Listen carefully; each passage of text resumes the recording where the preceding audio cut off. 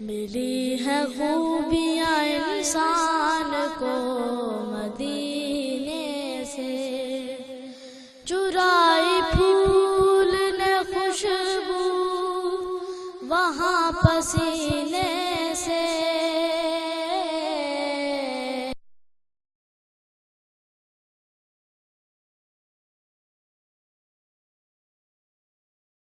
الحمد للہ رب العالمین، والصلاة والسلام علی حبیبہ محمد وآلہ وصحبہ اجمعین۔ اعوذ باللہ من الشیطان الرجیم، بسم اللہ الرحمن الرحیم۔ وعن عمار بن یاسر انہ کان یحدث انہم تمسہ وہم رسول اللہ صلی اللہ علیہ وسلم بالصعید لصلاة الفجر فضربوا بأکفیہم الصعید ثم مسوا بوجوہہم مسۃ واحدۃ ثم عادوا فضربوا بأکفیہم الصعید مرۃ اخری ومسوا بأیدیہم کلہا الی المناکب والابہات من بطون ایدیہم۔ رواہ ابو داؤد۔ اللہ اکبر۔ حضرت عمار بن یاسر رضی اللہ عنہ سے روایت ہے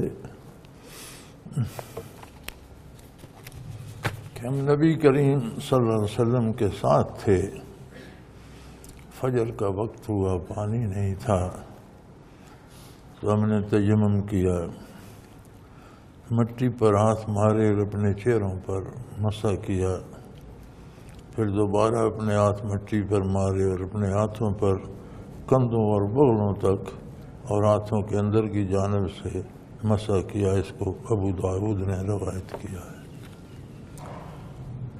یہ چونکہ نیا نیا حکم آیا تھا، عمار بن یاسر مشہور صحابی ہیں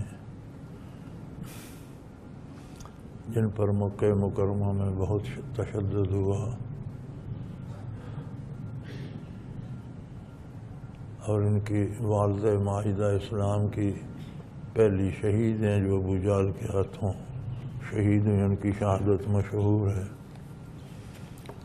تو نیا نیا حکم آیا تھا تیمم کا، تو چونکہ تھا کہ اپنے ہاتھوں کو بازوؤں تک دھو، تو انہوں نے سمجھا کہ بازوؤں تک سے مراد کندھوں اور بغلوں تک۔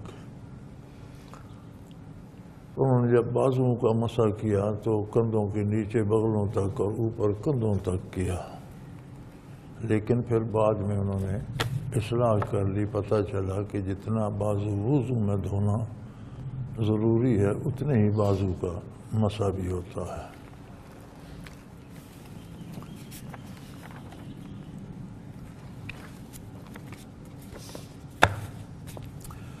باب الغسل المسنون، غسل مسنون کا بیان۔ عن ابن عمر رضی اللہ تعالی عنہ قال قال رسول اللہ صلی اللہ علیہ وسلم اذا جاء احدکم الى الجمعة فلیغتسل۔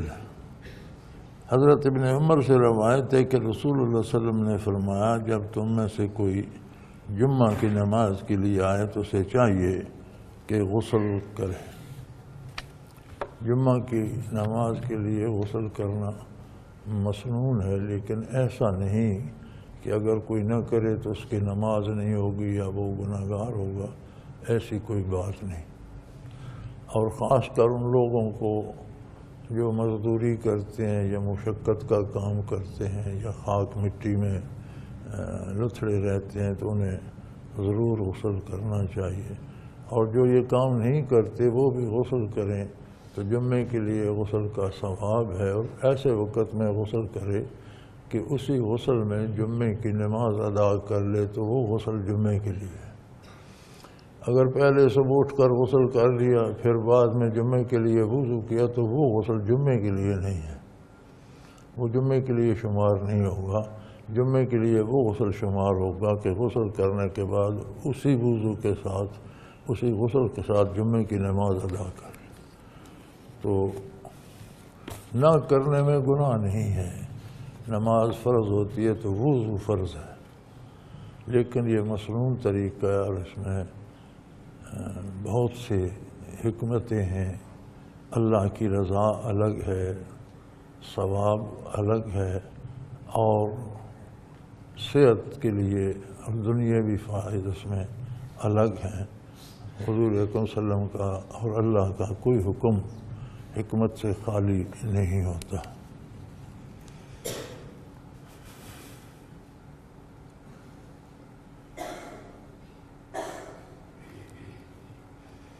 وعن ابی ہریرہ رضی اللہ تعالیٰ عنہ قال قال رسول اللہ صلی اللہ علیہ وسلم حق علی کل مسلم ان یغتسل فی کل 7 ایام یوما یغسل فیہ راسہ وجسدہ او کما قال رسول اللہ صلی اللہ علیہ وسلم۔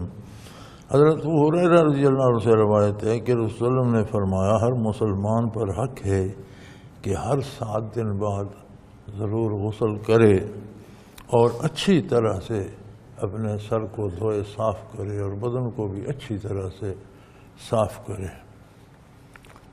تو یہ حکم تب کا ہے جب صحابہ پہ غربت تھی، تنگ دستی تھی، لوگ سارا دن مزدوری کرتے تھے، پہننے کے کپڑے بھی اچھے نہیں تھے، نہانے کی فرصت ہی نہیں ملتی تھی، پانی کی بھی قلت ہوتی تھی مدینہ منورہ میں، کھانے کو کچھ نہیں ملتا تھا، تو نہانا کسے یاد رہتا تھا۔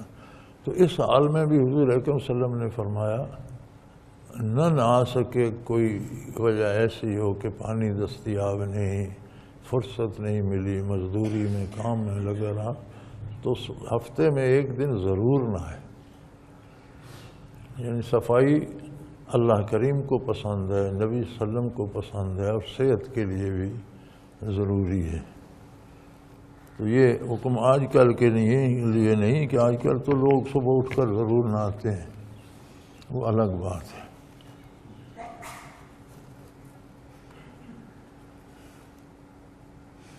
عن ابی سعید الخدری قال قال رسول اللہ صلی اللہ علیہ وسلم غسل یوم الجمعۃ واجب علی کل محتلم۔ حضرت ابو سعید خدری رضی اللہ عنہ سے روایت ہے کہ رسول اللہ نے فرمایا جمعہ کے دن غسل کرنا ہر بالغ پر واجب ہے۔ حضور کا واجب فرمانے سے مراد یہی ہے کہ یہ مسنون ہے، لیکن ایسی سنت ہے کہ جس پر عمل نہ ہو سکے تو گناہ نہیں، عمل ہو سکے تو بے پناہ فوائد۔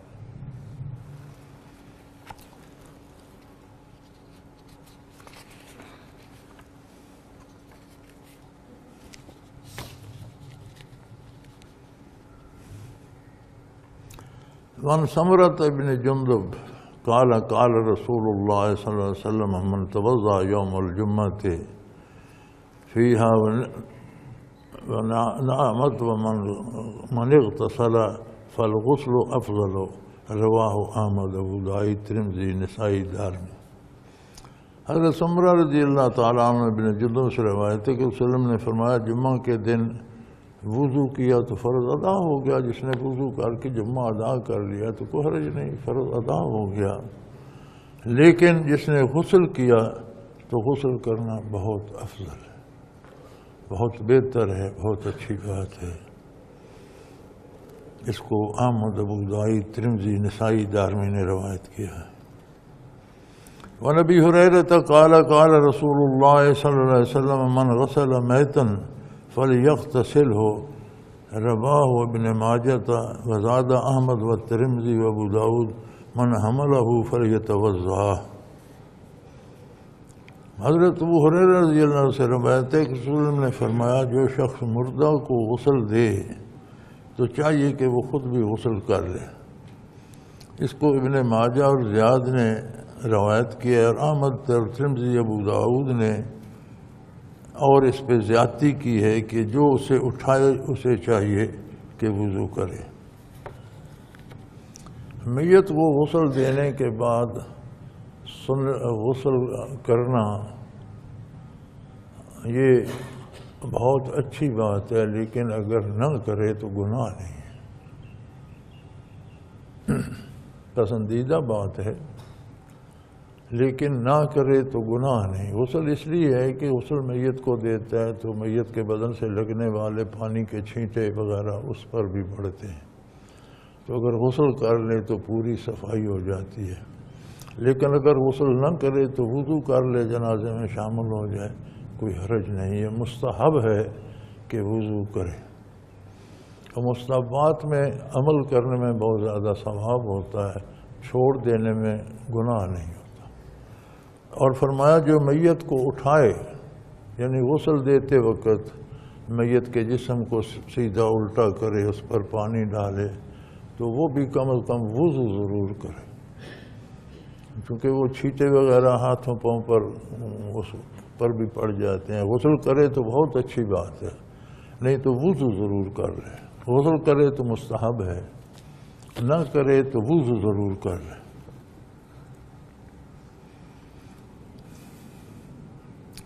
وعن عائشة رضی اللہ تعالی عنہا ان النبی صلی اللہ علیہ وسلم یغتسل من 4 من الجنابہ ویوم الجمعہ ومن الحجامہ ومن غسل المیت۔ حضرت عائشہ صدیقہ رضی اللہ تعالی عنہا سے روایت ہے کہ نبی علیہ السلام نے 4 کاموں کے بعد غسل کا حکم دیا ہے۔ یہ 4 کام جو کرے وہ غسل بھی کرے۔ پہلا حکم غسل جنابت ہے، جنبی ہو جائے تو ضرور غسل کرے۔ اس کے بعد جمعے کے دن کا کہ کوشش کرے جمعے کی نماز کے لیے غسل کر لے۔ تیسرا، یہ جو آج کل رواج ہو گیا ہے کہ جی حجامہ سنت ہے، یہ حجامہ والوں کے لیے بھی حضور کا حکم ہے کہ جو سینگی لگوائے یا حجامہ کرے وہ غسل بھی کرے، چونکہ بدن سے خون نکلتا ہے، اس کی آلائش دائیں بائیں لگ جاتی ہے۔ تو اس طرح ہوتا تھا نا کہ اس طرح سے پچھنے سے لگا کر اوپر، وہ اس وقت جانوروں کے سینگ چونکہ اندر سے خالی ہوتے تھے تو ان میں کوئی روئی یا کپڑا ڈالا، اسے جلایا، آکسیجن جل گئی تو وہ اوپر لگا دیا تو وہ کھینچ لیتا تھا خون کو۔ تو دراصل یہ درد کا علاج ہے۔ تو فرمایا جو سینگی لگوائے، جسے آج کل حجامہ کے نام سے بڑا پراپوگنڈا کیا جا رہا ہے کہ یہ سنت ہے، یاد رکھیں کوئی اضطراری کام قابل عمل قابل تقلید نہیں ہوتا۔ سنت اضطراری قابل عمل نہیں ہوتی۔ سنت اضطراری وہ ہوتی ہے جو مجبوراً نہ چاہتے ہوئے بندے پہ وارد ہو، جیسے اللہ کے نبی کو بخار ہو گیا اور ساری امت پر واجب نہیں کہ سب کو بخار ہوگا تو پیروی ہوگی۔ اللہ کے نبی، کتنے نبی جو یہودیوں نے شہید کر دیے، اب ان کی امت پر یہ واجب ہو گیا کہ وہ گردنیں کٹا دیں۔ یہ سنت اضطراری ہوتی ہے۔ جنگ میں کسی نبی کا ہاتھ شہید ہو جائے تو ساری امت ہاتھ کٹا دے، تو یہ جائز نہیں ہے۔ اسی طرح یہ جسے آج حجامہ کہتے ہیں یا سینگی لگوانا، یہ سنت اضطراری ہے۔ وہ تو اب پیشہ بن گیا نا، تو پیسے لینے کے لیے پراپوگنڈا کرتے ہیں بڑا ثواب ہے اور سنت ہے سنت ہے۔ بھائی سنت سمجھ کر عمل نہ کریں۔ بیماری ہو، تکلیف ہو، درد ہو کسی عضو میں تو اس پر سینگی، پشت پر، سینے میں، بلکہ نمونے کا درد جو ہوتا ہے جسے ذات الجنب کہتے ہیں، اس کے لیے بھی مفید ہے یہ سینگی لگوائی جائے تو اس میں افاقہ ہو جاتا ہے۔ لیکن بیماری کا علاج ہے، سنت اضطراری ہے۔ ہر ایک سنت کے شوق میں نہ دوڑے کہ یہ سنتیں عمل کر رہا ہوں۔ فرض چھوڑے ہوئے ہیں، نمازیں ادا کوئی نہیں کرتا، پردہ فرض ہے، ننگیاں ناچ رہی ہیں، اسے کوئی نہیں پوچھتا، ننگے ڈانس ہو رہے ہیں، عورت کی آواز کا بھی پردہ ہے تو ٹیلی ویژن پر سارا دن ساری رات گانے گاتی ہیں، اور یہ سنت سب کو پیاری ہو گئی۔ تو یہ پیسے کمانے والوں نے پراپوگنڈا کر کے اسے ہوا دی ہوئی ہے۔ تو اس کے بعد غسل کرنا چاہیے، تو پوری سنت پر عمل کیا جائے۔ جو کرتے ہیں انہیں چاہیے کہ پوری سنت پر عمل کریں۔ غسل کریں گی تو سارا میک اپ 50-60 ہزار کا، لاکھ روپے کا ضائع ہو جائے گا۔ آگے عمل کرنا تو اوکھا ہو جائے گا۔ کیوں قاری صاحب؟ یہ عمل تو اوکھا ہو جائے گا. میک اپ وغیرہ کرا کے لوگ جاتے ہیں, لڑکے بھی اب تو بندے بھی میک اپ کراتے ہیں, تو وہ کیسے منہ دھوئیں گے؟ وَمِنَ الْغُسْلِ الْمَيِّتِ, اور چوتھا, میت کو غسل دینے کے بعد فرمایا کہ غسل کر لے تو بہت اچھی بات ہے. تو یہ مستحبات میں سے ہیں, عمل کرے تو بہت اچھی بات ہے, نہ کر سکے تو گناہ نہیں ہے, وضو کر لے. لیکن یہ آج کا زمانہ تو وضو سے بھی بھاگتا ہے نا, کیونکہ منہ دھویا تو وہ تو جو ہزاروں روپے بیوٹی پارلر پر دے کر آئے تھے وہ تو ضائع ہوں گے, تو پھر کیا فائدہ منہ دھونے. تو میرا خیال ہے ان کا عذر معقول ہے, انہیں تیمم کرنا چاہیے. اللہ اللہ اللہ. عن قیس بن عاصم انہ اسلم فامرہ النبی صلی اللہ علیہ وسلم ان یغتسل بماء وسدر, رواہ الترمذی وابو داؤد والنسائی. حضرت قیس بن عاصم سے روایت ہے کہ وہ مسلمان ہوئے, انہوں نے اسلام قبول کیا تو نبی علیہ السلام نے انہیں غسل کرنے کا حکم دیا. یعنی جو کفر سے اسلام میں داخل ہو وہ بھی غسل کرے گا, تاکہ جو کفر کی نجاست اندر تھی وہ تو کلمہ پڑھنے سے الحمدللہ رفع ہو گئی اور اندر صاف ہو گیا, منور ہو گیا. لیکن جو ظاہری جسم پر ہے اسے غسل کر کے دھو کے صاف کرے. اور آپ صلی اللہ علیہ وسلم نے فرمایا کہ پانی میں بیری کے پتے ڈال دو. یہ ضروری نہیں کہ بیری کے پتے ہی ڈالیں, آج کل تو بڑے صابن اور بڑی چیزیں اور شیمپو اور بے شمار چیزیں آ گئی ہیں. تو بیری کے پتے سے مردے کو بھی غسل دیتے ہیں اور کہتے ہیں یہ سنت ہے. یہ سنت نہیں ہے. ہر بات کو سنت کہنا بھی گستاخی ہے. یہ صفائی کے لیے ہوتا ہے. یہ جب پانی میں ڈالے جاتے ہیں تو پانی میں ایسی تاثیر پیدا کر دیتے ہیں کہ ایک تو اس سے اعضاء دھونے سے اعضاء نرم ہوتے ہیں. عام پانی سے آپ کسی بدن کے حصے کو دھوئیں تو اکڑتا ہے, خشک ہو جائے تو. اس پانی میں بیری کے پتے ہوں تو دھونے کے بعد اکڑتا نہیں, جسم نرم ہو جاتا ہے. اور دوسرا, میل اتارنے میں وہ تعاون کرتے ہیں, معاون ہوتے ہیں, میل زیادہ اترتا ہے. اس لیے آپ نے فرمایا کہ اچھا ہے اس میں بیری کے پتے ملا لو. اگر بیری کے پتے نہ بھی ڈالتے تو پانی کے غسل سے وہ پاک ہو جاتے. لیکن یہ مستحب ہے کہ صفائی کے لیے بھی. آج کل تو لوشن آ گیا نا, نہا کر لوشن لگا لیتے ہیں. تو زمانے میں تو یہ چیزیں نہیں تھیں, اور نہانے سے جسم اور کھال اکڑ جاتی ہے پانی سے اثر سے. خالی ہاتھ دھو لیں سادہ پانی سے تو ان میں سختی آ جاتی. اس پانی میں بیری کے پتے ہوں تو ان پر لوشن نہیں لگانا پڑتا, وہ نرم کر دیتے ہیں جلد کو. اس کو ترمذی, ابو داؤد اور نسائی نے روایت کیا. تو اس پہ انسسٹ کرنا سنت ہے, سنت ہے, ضرور کرو. میت کو کم از کم ضرور نہ لاؤ. تو یہاں حضور نے میت کو حکم تو نہیں دیا. یہ بندہ تو اس نے تو اسلام قبول کیا, زندہ آدمی تھا. تو میت کے لیے بھی حکم اسی لیے ہے کہ پانی کو میل اتارنے کی بھی صلاحیت دیتی ہے, اور وہ سخت نہیں کرتا بدن کے حصے کو, کھال کو. دھونے کے بعد کھال نرم ہوتی ہے.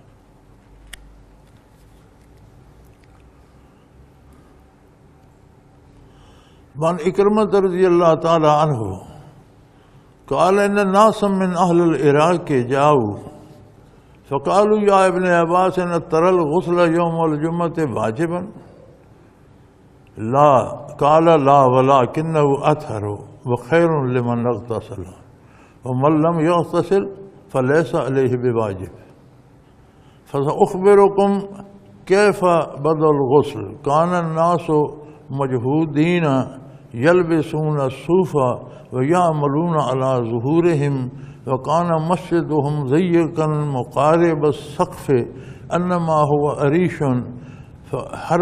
خرج رسول الله صلى الله عليه وسلم في يوم حار ورق الناس في ذلك الصوف حتى صارت منهم ريح أذاب بذلك بعضهم بعضا. فلما وجد رسول الله صلى الله عليه وسلم تلك الرياح قال يا أيها الناس إذا كان هذا اليوم فاغتسلوا وليمس أحدكم أفضل ما يجد من دهنه في طيبه. قال ابن عباس ثم جاء اللہ بالخیر ولبسوا غیر الصوف وكفوا العمل وسع مسجدهم وذهب بعض الذي كان يؤذي بعضهم بعضا من العرق رواه ابو داود۔ حضرت اکرمہ سے روایت ہے کہ اہل عراق سے کچھ لوگ آئے حضرت ابن عباس رضی اللہ عنہ کی خدمت میں، اور انہوں نے سوال کیا کہ آپ کیا سمجھتے ہیں جمعہ کے دن غسل واجب ہے؟ انہوں نے فرمایا نہیں، لیکن بہت پاک کرنے والا ہے، بہت بہتر ہے اگر غسل کیا جائے تو۔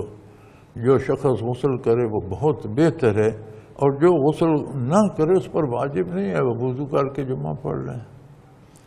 پھر انہوں نے فرمایا تو میں بتاتا ہوں کہ یہ حکم نبی علیہ السلام نے کیوں دیا تھا کہ جمعہ کو غسل کیا کرو۔ میں تمہیں بتاتا ہوں کہ جمعہ کا غسل کیسے شروع ہوا۔ فرمایا لوگ فقیر تھے، مہاجرین آ گئے، ہر چیز چھوڑ کر خالی دست آ گئے، نہ مکان، نہ گھر، نہ لباس، نہ کھانے کو۔ انصار مدینہ زراعت پیشہ غریب لوگ تھے، مزدوری کرتے اور کھجوریں کاشت کرتے، زراعت ہی تھی ان کی، کھجوریں ہی زراعت تھی، تو ان پر مہاجرین کا بوجھ بھی پڑا، انہوں نے گھر بھی آدھے آدھے بانٹ لیے، مال بھی، لیکن سارے غریب ہو گئے، جو ان کے پاس گزارا تھا وہ بھی نصف انہوں نے دے دیا۔ تو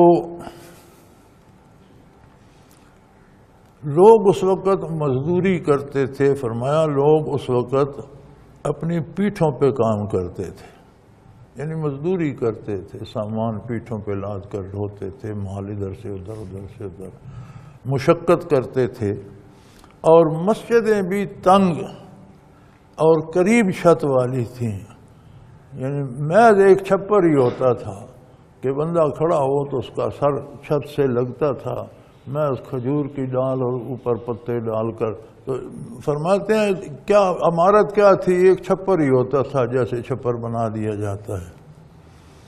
تو رسول اللہ صلی اللہ علیہ وسلم ایک گرمی کے دن تشریف لے گئے ان کی مسجد میں سے ایک مسجد میں، تو لوگوں نے انہی کپڑے پہنے ہوئے تھے جو سستا کپڑا ہوتا تھا، عام ملتا تھا، تو جو کپڑا باریک اور مزیدار ہوتا تھا وہ خریدنے کی شکت نہیں تھی، تو لوگوں نے وہ موٹے کپڑے پہنے ہوئے تھے اور گرمی تھی بے شمار، تو پسینے میں غرق ہو گئے لوگ، کپڑے بھی بھیگ گئے، تو ان سے ناگوار سی بو آنے لگی، پسینے کی، ہر بدن کی الگ بو ہوتی ہے، تو وہ بو پھیل گئی، جس سے بعض نے بعض کو ایذا دی، یعنی انہی میں سے بعض کو پھر وہ ناپسند بھی ہوتی تھی، وہ ناخوش بھی ہوتے تھے کہ یار یہ تو ساری بو پھیل گئی، کیا کریں۔ جب رسول اللہ صلی اللہ علیہ وسلم نے بھی بو محسوس فرمائی تو آپ نے فرمایا اے لوگو جب یہ دن آئے تو نہاؤ، پسینے کو، بدن کو صاف کر لو۔ اور ابن عباس نے فرمایا پھر اللہ تعالیٰ نہاؤ، اور اگر ممکن ہو سکے تو بہترین خوشبو لگاؤ، جو میسر ہو وہ خوشبو بھی لگاؤ تاکہ ناگوار بو نہ آئے، تو غسل کرو، خوشبو لگاؤ، اور تیل استعمال کرو، بالوں وغیرہ میں تیل کرو، کنگھی کرو، خود کو سنوارو۔ تو فرمایا حضرت عمر نے پھر اللہ تعالیٰ نے فراخی دی، وہ لوگ ان کے علاوہ سوتی کپڑے پہننے لگے، کام بھی کفایت کر کے مسجدیں کشادہ کر دی گئیں، اور چھتیں بلند ہو گئیں، خوبصورت عمارتیں بن گئیں، اور وہ شے جو ناگواری کا سبب بنتی تھی وہ جاتی رہی، لوگ نہ وہ محنت کرتے تھے، نہ وہ موٹے کپڑے ہوتے تھے، نہ اس قسم کی غذا ہوتی تھی، لوگ آسودہ حال ہو گئے، اللہ نے مہربانی فرمائی، مسجدیں بھی انہوں نے خوبصورت اور بلند اور کشادہ بنا لی، لباس بھی سوتی ہو گئے، اچھے لباس قیمتی ہو گئے، تو وہ چیز جو ایذا کا سبب وہ جاتی رہی۔ فرمایا تو یہ حکم تو اس کے لیے تھا، اب ضروری نہیں کہ نہ نہائے تو بہت اچھی بات ہے، نہ نہائے تو وضو کر لے تو اس کے لیے کافی ہے، اور یہ واجب نہیں ہے۔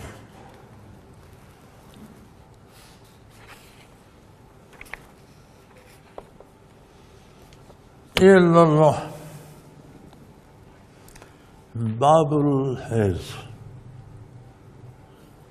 حیض کے بارے ارشادات نبوی، خواتین کو جو منتھلی کورس ہوتا ہے اس کے بارے شریعت کے احکام کیا ہیں، حضور صلی اللہ علیہ وسلم نے کیا فرمایا۔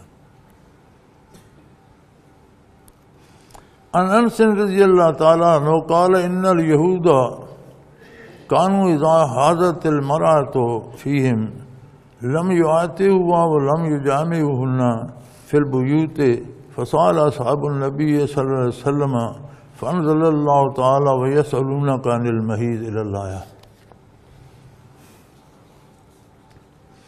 فقال رسول الله صلى الله عليه وسلم أصنعوا كل شيء إلا النكاح فبلغ ذلك اليهود فقالوا ما يريد هذا الرجل أن يدع من أمرنا شيئا إلا خالفنا فيه فجاء سيد بن حذير وعباد بن بشير فقال يا رسول الله إن اليهود يقولوا كذا وكذا فلا نجامعهن فتغير وجه رسول الله صلى الله عليه وسلم حتى ظننا أن قد وجد عليهما فخرج واستقبلتهما هدية من اللبن إلى النبي صلى الله عليه وسلم فأرسل في آثارهما فسقاهما فعرفنا أنه لم يجد عليهما۔ حضرت انس رضی اللہ عنہ سے روایت ہے کہ یہود، بڑے بڑے علماء یہود کے تھے اور انہی کے فتوے چلتے تھے، بلکہ مکی حیات مبارکہ میں مشرکین مکہ بھی مدینہ منورہ کے یہودیوں سے آ کر سوال پوچھ جاتے تھے اور حضور پر کرتے تھے۔ تو یہودیوں کا قاعدہ یہ تھا کہ جب کسی خاتون کو ماواری آ جاتی تو وہ اس کے ساتھ گھروں میں میل جول بھی چھوڑ دیتے، اسے ساتھ کھانا بھی نہ کھانے دیتے، تو ملنا جلنا تو پھر دور کی بات ہے، اس سے بات تک نہ کرتے، الگ کر دیتے کسی ایک کمرے میں، کسی ایک کونے میں، وہاں اسے کھانا ملتا رہتا، اور بالکل جب تک پاک نہ ہو جاتی اس سے بول چال بھی، اس کے ساتھ کھانا پینا بھی سب ترک کر دیتے تھے۔ صحابہ رضوان اللہ علیہم اجمعین نے اس صورتحال کی گزارش بارگاہ نبوی میں کی کہ ہمیں کیا کرنا چاہیے۔ یہاں تو یہ رواج ہے جو یہود کرتے ہیں وہ سارے لوگ کرتے ہیں، تو اس کا جواب وہ آئے کریمہ نازل ہوئی یسألونک عن المحیض، وہ قرآن کریم کی آیت ہے کہ آگ کے بارے، حیض والی عورتوں کے بارے پوچھتے ہیں۔ تو حضور صلی اللہ علیہ وسلم نے اس کی تفسیر میں فرمایا کہ تم سب کچھ کرو سوائے جماع کے، یعنی عورت جب ناپاکی کی حالت میں ہو تو اس سے ہم بستری جائز نہیں ہے، باقی وہ کھانا پکائے، پاس بیٹھے باتیں کرے، تم بوس و کنار کر سکتے ہو، بات کر سکتے ہو، کھانا پکایا ہوا کھا سکتے ہو، تمہیں وضو کرائے جانا، کچھ بھی ہو، ایک جماع کے علاوہ سارا کچھ کر سکتے ہو۔ جب یہ خبر یہودیوں کو پہنچی تو انہوں نے کہا یار یہ آدمی عجیب ہے، معاذ اللہ، ہمارے دین کے تو یہ پیچھے لگ گیا ہے، ہمارے دین کے ہر حکم کی مخالفت کرنے کا اس نے تو گویا ذمہ لے لیا ہے کہ جو بھی ہماری احکام ہیں ان کی مخالفت کرتا ہے۔ حضرت اسیب نے حضیر عباد ابن بشر آئے اور انہوں نے رسول اللہ علیہ وسلم کو اطلاع دی کہ یہود ایسا ایسا کہتے ہیں۔ رسول اللہ کا چہرہ عطر متغیر ہو گیا، آپ کو سخت ناگوار گزرا، یہاں تک کہ ہم نے گمان کیا کہ آپ ان پر سخت خفا ہو گئے ہیں، اور وہ دونوں مجلس سے کھسک گئے۔ اتنے میں نبی صلی اللہ علیہ وسلم کے پاس دودھ کا تحفہ آ گیا، کسی نے تحفتاً دودھ بھجوا دیا، تو آپ نے ان کے پیچھے بندہ دوڑایا کہ جاؤ ان دونوں کو بلا لو۔ جب وہ واپس آ گئے تو آپ نے پہلے دودھ ان کو دیا کہ دودھ پی لو پھر چلے جانا۔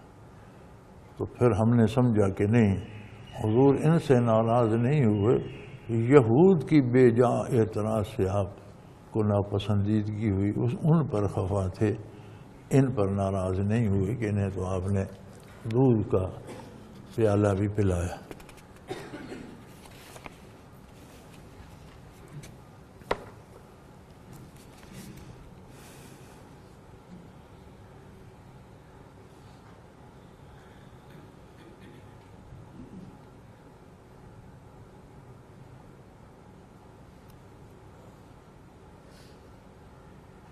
عن عائشة رضی اللہ تعالی عنہ قالت كنت اغتسل انا والنبي صلی اللہ علیہ وسلم من اناء واحد وكلانا جنب وكان يأمرني فأعتذر فباشرني وانا حائض وكان يخرج رأسه إلي وهو معتكف فأغسله انا حائض۔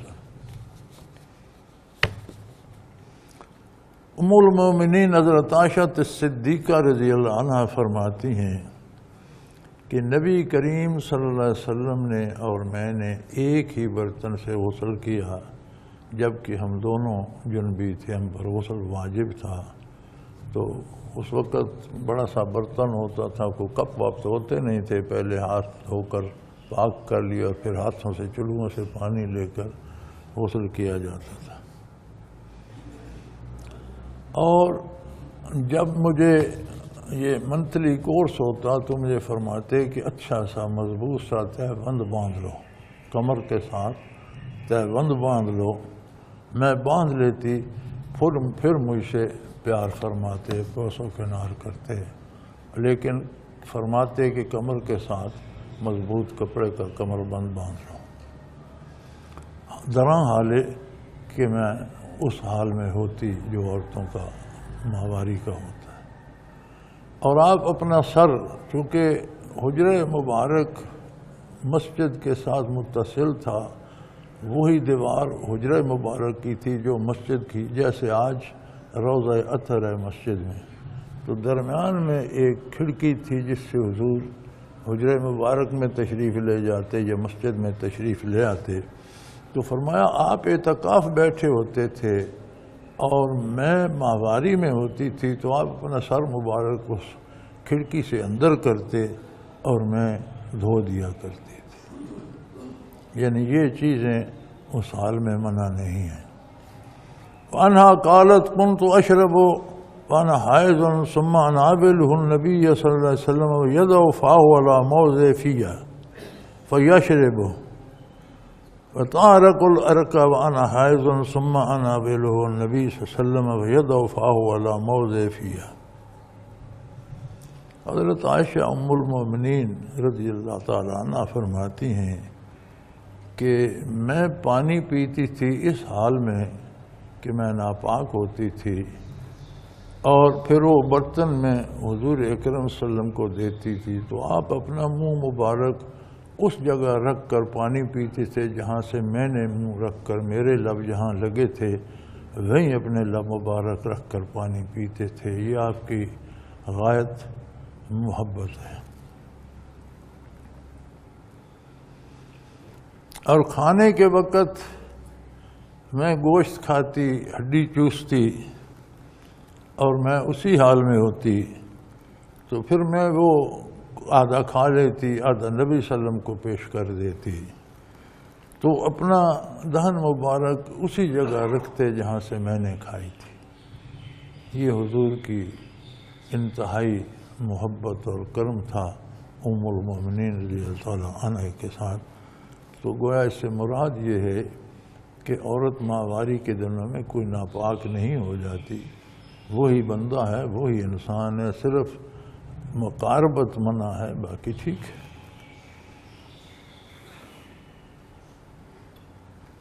وَأَنْهَا قَالَتْ كَانَ النَّبِيُّ صلی اللہ علیہ وسلم فِي حَجْرِي وَأَنَا حَائِضٌ ثُمَّ يَقْرَأُ الْقُرْآنَ۔ نبی صلی اللہ علیہ وسلم، انہیں ام المومنین رضی اللہ عنہ سے روایت ہے کہ نبی صلی اللہ علیہ وسلم میری گود میں آرام فرما ہوتے تھے، اور میں اس حال میں ہوتی تھی جو عورتوں کا ہر مہینے ہوتا ہے، لیکن حضور وہاں میری گود میں لیٹے ہوئے قرآن تلاوت فرمایا کرتے تھے۔ آپ کی عادت مبارک تھی کہ لمحہ بھر فرصت ملتی تو یا قرآن کی تلاوت شروع کر دیتے یا 2 نوافل ادا فرما لیتے۔ یہ عادت مبارک تھی ساری زندگی۔ تو فرمایا میری گود میں آرام فرما ہوتے تھے، تکیہ لگا کر لیٹے ہوتے تھے، اور میں ناپاک ہوتی تھی لیکن حضور اس حال میں قرآن تلاوت فرما رہے ہوتے تھے۔ اللہ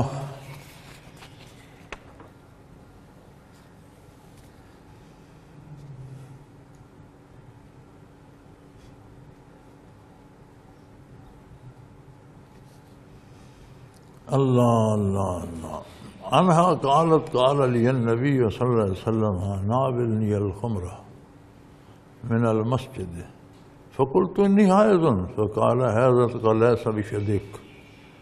انہی سے ام المومنین رضی اللہ عنہ سے روایت ہے کہ نبی صلی اللہ علیہ وسلم نے مجھے آواز دے کر فرمایا، آپ مسجد میں تشریف فرما تھے تو اسی کھڑکی سے حکم دیا کہ مجھے جائے نماز پکڑا دو۔ تو میں نے عرض کی یا رسول اللہ میں تو حائض ہوں، میں تو پاک نہیں ہوں۔ تو فرمایا تیرا حیض تیرے ہاتھوں میں نہیں گھس گیا، ہاتھ تو پاک ہیں، تو مجھے جائے نماز پکڑا دو، او کما قال رسول اللہ صلی اللہ علیہ وسلم۔ وعن ابی ہریرہ رضی اللہ تعالی عنہ قال قال رسول اللہ صلی اللہ علیہ وسلم من اطاع حائضا او امرأة فی دبرها او کاہنا فقد کفر بما انزل علی محمد صلی اللہ علیہ وسلم، رواہ الترمذی۔ 3 باتیں حضرت ابو ہریرہ رضی اللہ عنہ روایت فرماتے ہیں کہ نبی صلی اللہ علیہ وسلم نے فرمایا جو شخص اپنی عورت کے ساتھ حیض کی حالت میں یا پیچھے کے راستے سے صحبت کرے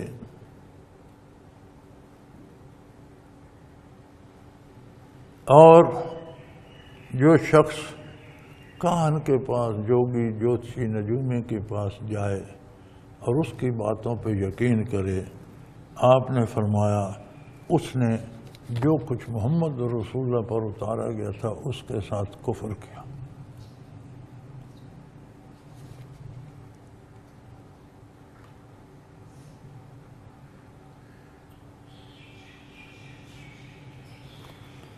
یعنی جو کچھ حضور صلی اللہ علیہ وسلم پر نازل ہوا تھا، قرآن پاک، حدیث پاک بھی منزل من اللہ ہے، اللہ کا کلام ہے۔ حدیث میں مضمون اللہ کی طرف سے، الفاظ رسول اللہ صلی اللہ علیہ وسلم کے ہیں، حدیث بھی وہی لائی ہے اور قرآن خود وہی ہے۔ تو فرمایا جس نے کاہن کی بات پہ یقین کیا، نجومی کی بات پہ اس نے اس بات کا انکار کر دیا، اس کے ساتھ کفر کیا جو اللہ کے رسول پر نازل ہوا ہے۔ اور اب عالم یہ ہے کہ ہمارے اکابرین وہی ہیں جو ہم پر حکومت کر رہے ہیں، سب نے الگ الگ نجومی رکھے ہوئے ہیں، پر کانٹیننٹ ان میں جگہ نہیں ملتی، ہر ایک نجومی کو وہاں کمرہ لے کر دیا ہوا ہے، اور ہماری قسمتوں کے فیصلے وہ نجومی کرتے ہیں، کہتے ہیں یہ قانون بناؤ، یہ فیصلہ کرو تو فائدہ رہے گا۔ تو اس طرح 20 کروڑ لوگوں کی قسمت کے فیصلے ہوتے ہیں، انہیں ذرا یہ سن لینا چاہیے کہ یہ انکار ہے اسلام کا نجومی کی بات پہ اعتبار کرنا۔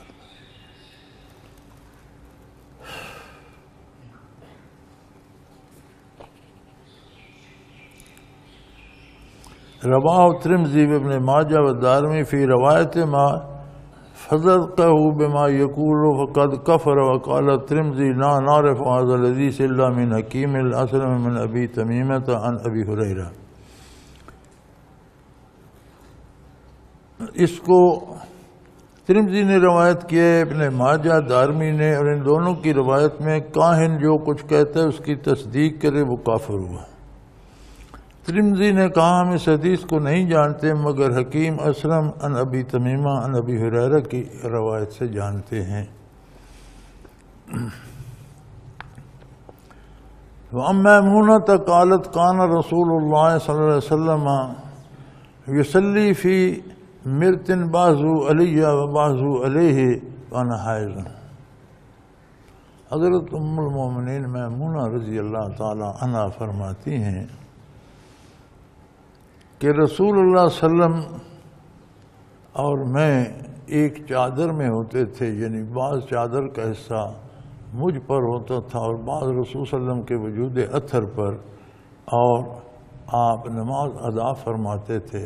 آپ کی عادت مبارک تھی کہ نوافل ادا فرماتے رہتے تھے، درا حالے کہ میں پاک نہیں ہوتی تھی، میں اس حال میں ہوتی تھی اور چادر مشترک ہوتی تھی ہماری، پھر بھی حضور نوافل ادا فرماتے تھے، نماز پڑھتے رہتے تھے، تو گویا اس میں کوئی حرج نہیں ہے۔ او کما قال رسول اللہ صلی اللہ علیہ وسلم۔ الحمدللہ الحمدللہ الحمدللہ رب العالمین، والصلاة والسلام علی حبیبہ محمد وآلہ وسلم۔ اللہم ربنا لا تقتلنا بغضبک ولا تہلکنا بعذابک واعف عنا قبل ذلک۔ اللہم ربنا لا تسلط علینا من لا یرحمنا، انت ولینا فی سفرنا وحضرنا فی مالنا واہلنا، انت ولینا فی الدنیا والآخرہ، توفنا مسلمین والحقنا بالصالحین، وصلی اللہ تعالی علی حبیبہ محمد برحمتک یا رب اللہ۔